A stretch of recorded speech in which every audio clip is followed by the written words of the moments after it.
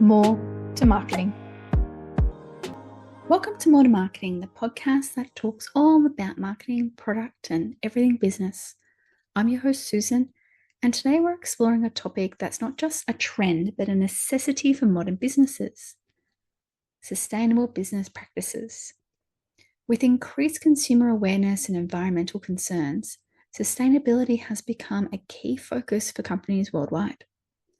We're going to have a dive into this topic and understand a little bit more.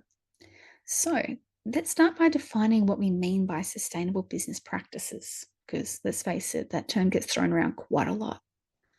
At its core, sustainability in business refers to operating in a manner that meets present needs without compromising the ability of future generations to meet their needs. This involves a holistic approach that considers environmental, social, and economic impacts. Implementing sustainable practices can take various forms, such as reducing carbon footprint, minimizing waste, and ensuring fair labor practices. For example, companies like Ikea are pushing for a circulatory type of, reusability and recyclability of their products by getting people to resell their products back to them. They then repair them, and then it goes back out on sale at such a reduced cost. If you haven't seen that, they've launched this IKEA pre-owned, a peer-to-peer marketplace.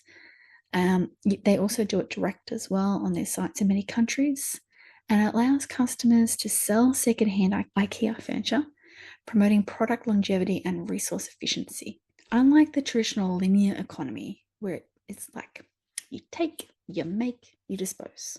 That's the model. So take, make, dispose. This economy about being circular is regenerative by design. So it keeps going around and around and around and around. Hopefully never ends. It emphasizes keeping products and materials in use, designing out waste and pollution, and then also regenerating the natural systems. So there's always a purpose for whatever is created, and it might have a new purpose in its next iteration, and so on. By adopting this economy practice and principle, businesses can reduce dependency on raw materials, insulate themselves from a volatile commodity pricing, and engage customers seeking sustainable options. Now, there are many companies that are designing products for durability, repair, and recycling in mind. And because of that, it's enabling the repair and recycling of products and collaborating across supply chains to happen, which is closing the loop.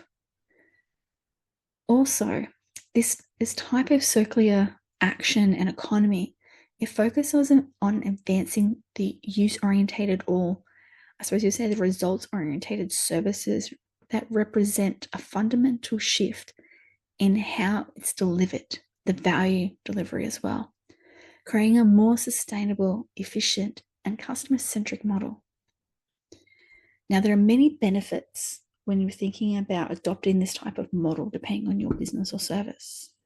So adopting sustainable business models offers various and numerous advantages. So firstly, it can actually enhance your brand image and provide a competitive edge.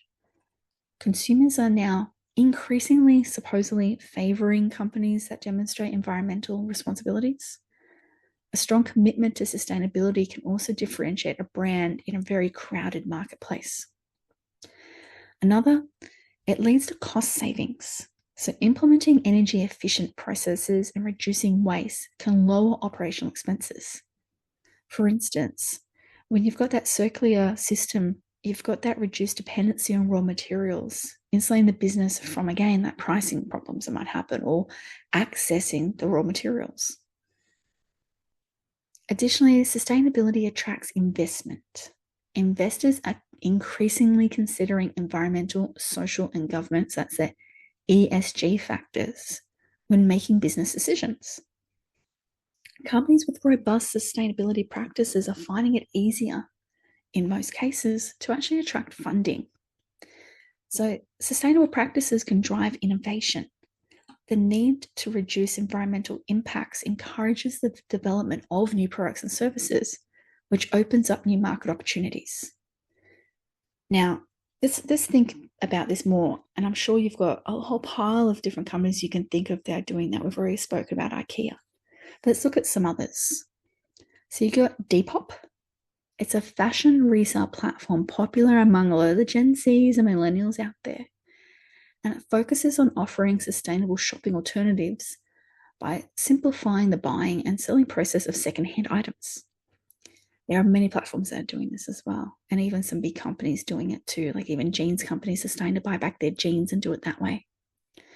This approach not only promotes that circular fashion, but also contributed to a 9% sales growth in 2023. Binline Furniture, which recovers and refurbishes old couches into new product line called Revive. By attracting eco-conscious customers and contributing to a more sustainable future, it's been able to create a business model out of recycling. These couple of examples demonstrate that integrating sustainability into your business models is not just good for the planet, but it can be really great for your bottom line, particularly if that is how your business is set up.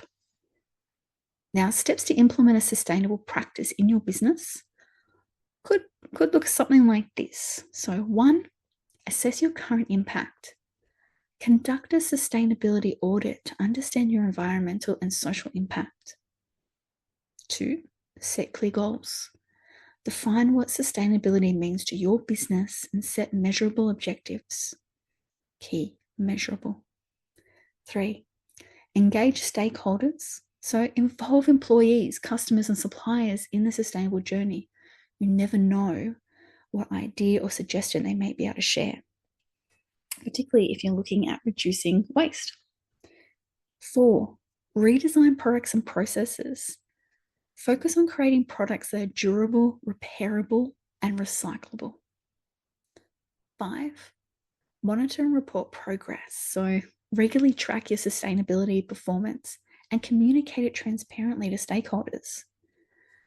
By following these steps, if you can, businesses can transcend and transition towards more sustainable operations, meeting the growing demand for environmentally responsible consumer needs out there, and also ensuring that they have a better chance at that long-term success. Embracing sustainable business practices is no longer optional, it's imperative. As consumer awareness grows, businesses that prioritize sustainability will not only attract environmentally conscious customers, but also achieve cost savings, drive innovation, and secure a competitive advantage.